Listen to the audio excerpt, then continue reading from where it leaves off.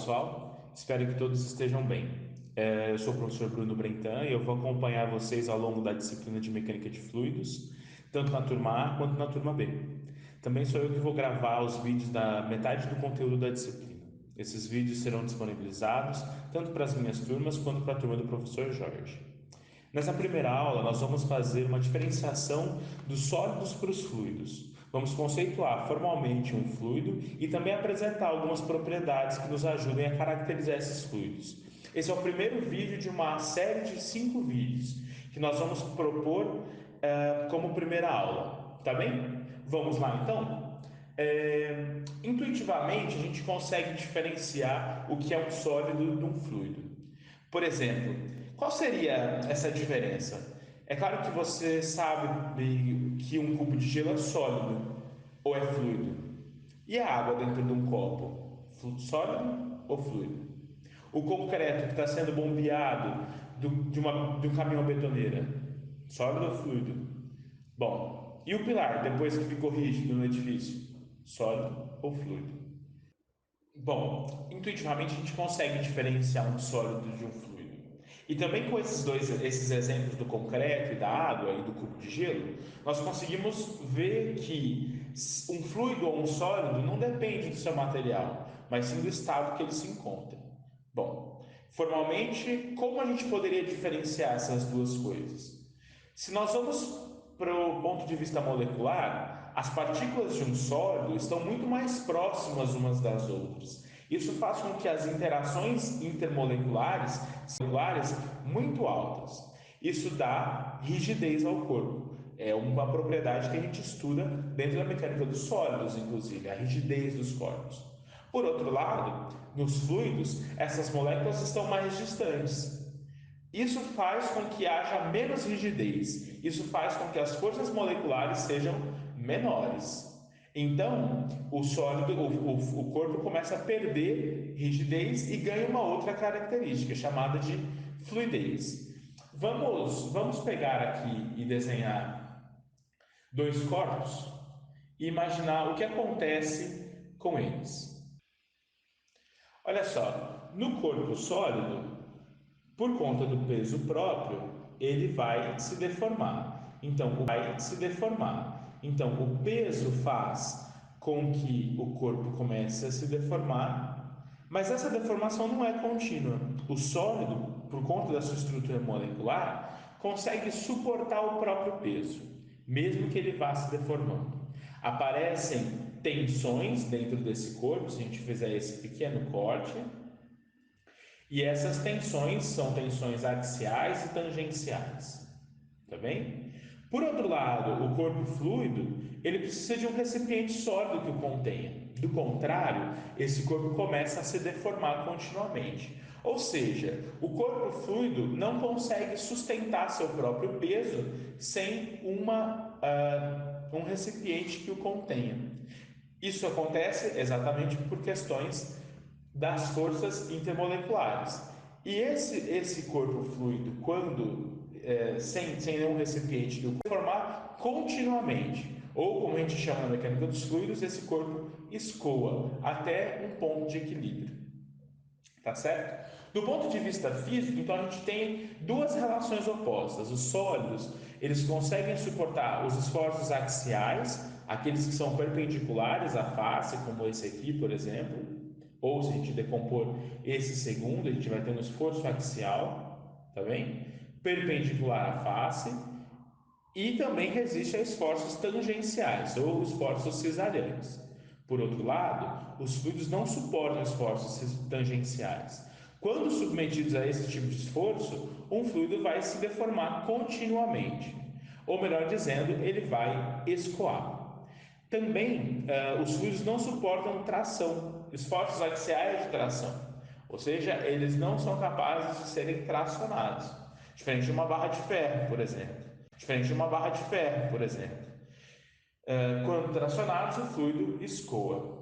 Se a gente quisesse dar uma definição formal para um fluido, a gente poderia dizer que é toda substância que, quando submetida ao mínimo esforço cisalhante ou de tração, se deforma continuamente. Tá bem? Essa é a definição formal de um fluido. Bom, tendo essa ideia formalizada e apresentada, a gente pode, e num segundo momento, pensar com o que exatamente se ocupa a mecânica dos fluidos. A mecânica dos fluidos se ocupa do movimento e dos efeitos do movimento dos corpos fluidos. Mas com que escala? Com que escala a mecânica dos fluidos trabalha? Será que a gente pode pensar em todas as escalas possíveis? Por exemplo, na mecânica dos solos ou na mecânica dos sólidos, todos esses corpos que a gente estuda são formados por moléculas. Mas com que escala essas moléculas são importantes para nós? Aqui na mecânica dos fluidos, no nosso caso, nós vamos nos preocupar com situações em que o volume do fluido trabalhado nos permite garantir que a distância entre moléculas seja grande o suficiente para que o diâmetro das moléculas seja ignorado. Por exemplo, quando eu pego esse primeiro caso, eu tenho um grande volume de fluido, as moléculas bem distantes umas das outras, a ponto de que o diâmetro delas pode ser ignorado. Se eu reduzo esse volume, o que acontece? Como as forças intramoleculares são fracas, as moléculas vão passeando por esse espaço, por esse volume, entrando e saindo desse volume definido. Se o volume é suficientemente grande, essa variação do número de moléculas é praticamente insignificante. E isso não afeta uma grandeza fundamental na mecânica dos fluidos, que é a massa específica. Tanto quando a gente reduz esse volume, as moléculas continuam transitando, entrando e saindo. Claro, se o número de moléculas entra e sai, a massa também varia. E essa redução do volume passa a ser importante e fazer mudanças significativas nessa grandeza que é a massa específica. E a gente começa a ter um problema, porque a gente entra dentro do campo da mecânica molecular. Bom, vocês devem estar se perguntando agora, o que é massa específica? Que grandeza é essa que é a massa específica? A massa específica é a relação entre a massa e o volume que um corpo tem. Tá bem? Vocês já devem ter visto isso chamado de densidade em algum momento da vida.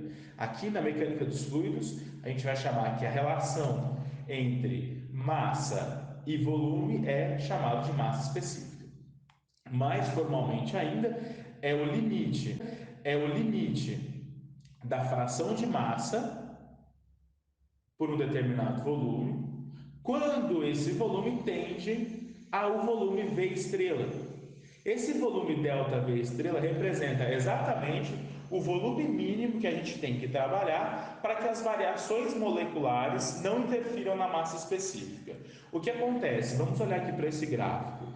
Eu tenho aqui no eixo Y a massa específica, que a gente denota por essa letra grega ρ, e no eixo X esse volume ΔV. O que acontece com a massa específica para deltas V pequenininhos? Essa massa específica, por conta das atividades moleculares, ela varia, tá vendo? Ela começa a variar. Dado um volume ΔV, que é pequeno comparado com a grandeza que a gente trabalha no dia a dia, mas grande o suficiente para que essa variação seja ignorada, a massa específica fica constante. É esse, a partir daqui, que é o domínio da mecânica dos fluidos. É nesse domínio que nós vamos trabalhar. É nessa escala de fluidos que nós vamos trabalhar.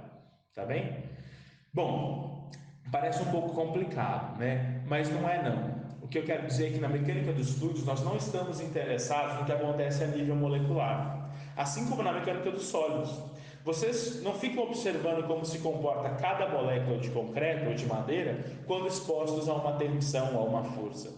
Vocês estudam a estrutura como um todo. Aqui na mecânica dos fluidos, nós faremos exatamente a mesma coisa. Nós vamos definir grandezas e comportamentos físicos que são válidos para volumes maiores do que aquele volume ΔV, estrela, que a massa específica é alterada por conta do comportamento molecular. Obviamente, isso é uma hipótese. Mesmo em volumes grandes, há entrada e saída de moléculas, mas esse efeito é muito pequeno comparado com a estrutura toda, com todo o corpo. Então, essa hipótese é chamada de hipótese do contínuo, a hipótese do meio contínuo. É a hipótese em que o fluido é tratado como um meio contínuo, sem vazios entre as moléculas, e que o efeito das moléculas não tem mais tanto problema, ou não causa variação na massa específica.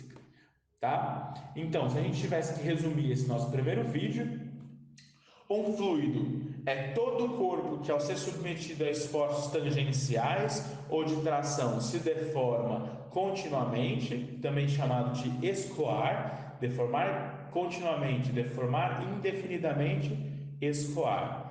A mecânica dos fluidos é a parte da física que estuda o movimento desses corpos e a consequência do movimento desses corpos fluidos.